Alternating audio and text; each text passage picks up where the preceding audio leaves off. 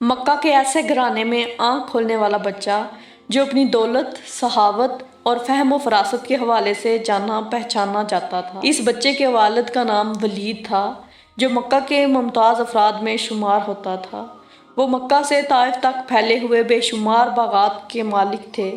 اہل مکہ انہیں العدل اور التوحید کہہ کر پکارتے تھے۔ وہ عرب کا پہلا شخص تھے جس نے چوری کی سزا میں ہاتھ کاٹنے کی تجویز پیش کی، جو بعد ازاں اسلامی نظام میں بھی شامل ہوئی۔ فوجی مہارت میں بھی ولید کا جواب بنا تھا۔ یوں اس بچے کو دولت اور مذکورہ خوبیاں ورثے میں ملیں۔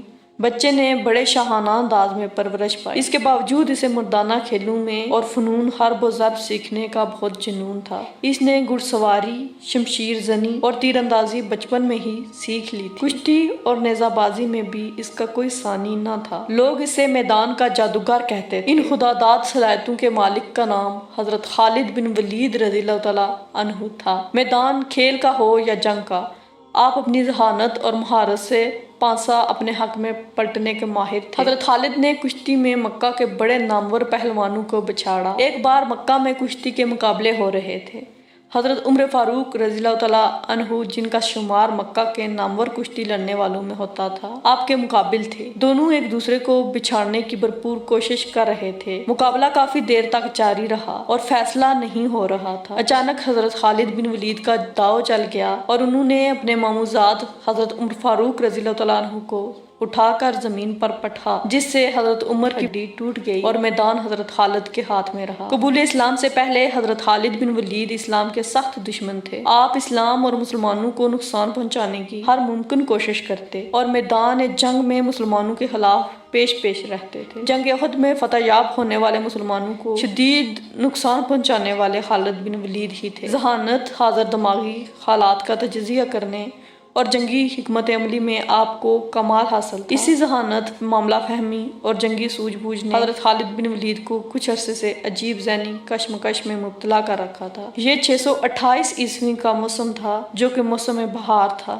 پودوں پر کلیاں پھول بن کر کھر رہی تھیں، بازاروں میں رونق بڑھ رہی تھی۔ حج کا زمانہ قریب آ رہا تھا، اسی لیے عارضی دکانوں اور ٹھیلوں نے شہر میں چہل پہل بڑھا دی تھی۔ لیکن عجیب بات تھی کہ اس بار بنی مخزوم کا شہزادہ خالد کچھ اداس اور کھویا تھا۔ وہ شہر میں منعقد ہونے والی جسمانی اور جنگی کھیل تماشوں کے مقابلوں میں حصہ نہ لے رہا تھا اور ان سے بالکل لاتعلق تھا، جن میں وہ ہمیشہ بڑھ چڑھ کر حصہ لیا کرتا تھا۔ اس کی سوچ کا محور اسلام کی ہر روز بڑھتی ہوئی طاقت۔ حضرت خالد بن ولید سوچ رہے تھے کہ اب تک اسلام کے مخالفین نے مسلمانوں کو میدان جنگ میں 28 بار للکارا ہے، لیکن اپنی تمام تر عددی برتری اور بہتر جنگی ساز و سامان کے باوجود ذلت اٹھائی۔ کبھی آپ کے ذہن میں جنگ بدر کا نقشہ پھرنے لگتا، جب معمولی ہتھیاروں سے لیس 313 مسلمانوں نے ابو جہل کے لشکر کو شکست فاش سے ہمکنار کیا تھا۔ کبھی جنگ احد میں مسلمانوں کی ثابت قدمی اور جانساری آپ کی آنکھوں میں پھرنے لگتی، تو کبھی حضرت خالد بن ولید کی چشم تصور سے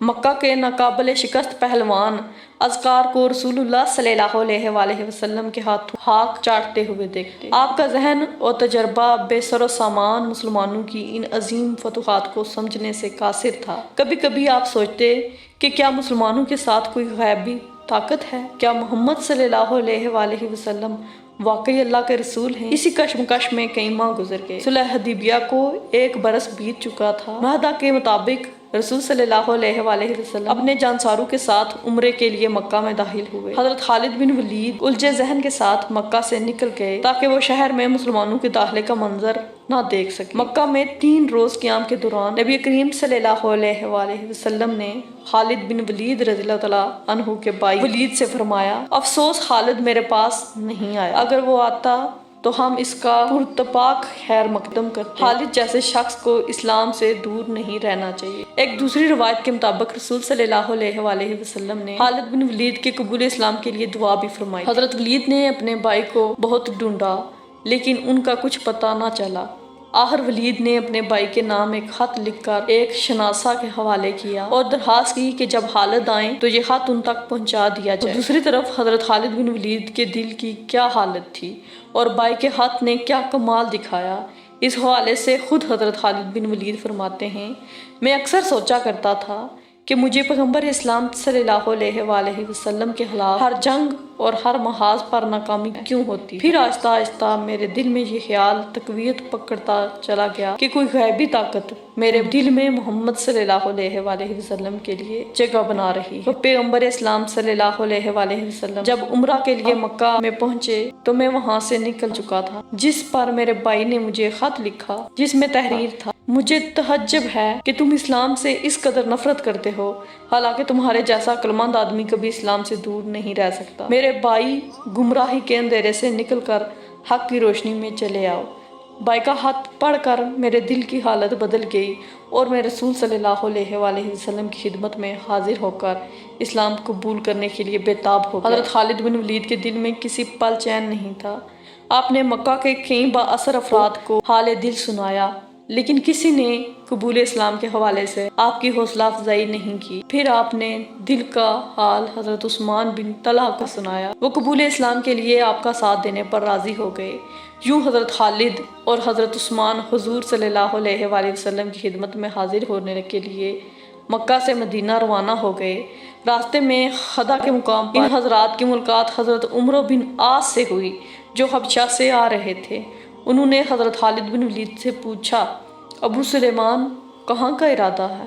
حضرت خالد نے بتایا کہ وہ قبول اسلام کے ارادے سے مدینہ جا رہے ہیں۔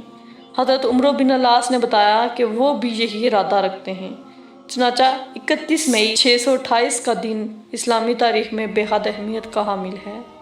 اس دن اسلام کے دو عظیم جرنیل خالد بن ولید اور عمرو بن العاص عثمان بن طلحہ کے ساتھ مدینہ منورہ میں داخل ہوئے۔ سب سے آگے حضرت خالد بن ولید، ان کے پیچھے عمرو بن العاص اور ان کے پیچھے عثمان بن طلحہ تھے۔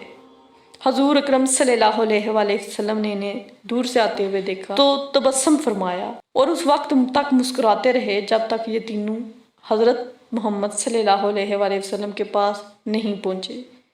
انہوں نے آ کر خدمت اقدس میں اسلام عرض کیا اور کلمہ پڑھ کر مسلمان ہوئے۔